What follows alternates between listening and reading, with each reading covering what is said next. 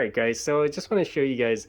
So I've been getting a lot of questions about the S19 and if you can turn off the RGB lights.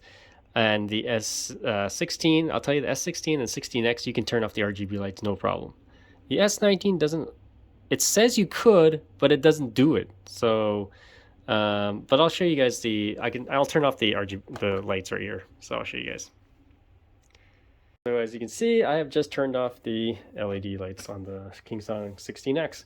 So on all these other wheels, I'm not sure. S19 is kind of weird. There is the same option as the 16X, but it doesn't actually turn it off. So I'm not sure if it's just like it might just be a software issue. Whoops. It's going to go to bed. But if you can see, the S16, I can also turn off the lights, no problem.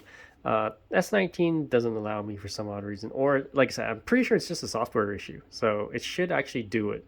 Or just like a firmware issue. I haven't checked if it's the latest firmware either. So maybe I'll do that. I'm a little iffy with updating firmware on my wheels because it's running fine.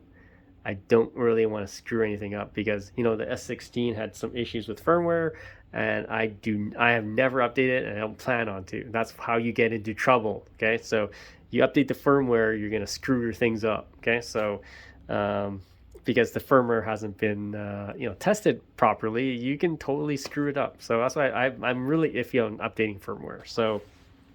But it's running fine, so I don't really want to screw it up. But I'm pretty sure it's a firmware issue because, like I said, this has the same type of options as the 16X, and I can turn it off. S16 the same way. I can turn off the RGB lights. So, yeah. So people out there have mentioned if you can turn off the lights. Yes, you can turn off the lights, RGB lights. Technically speaking, on the S19, I'm not sure yet. If somebody has updated the firmware, let me know. But I haven't updated the firmware on it. So, all right, guys, see you in more videos.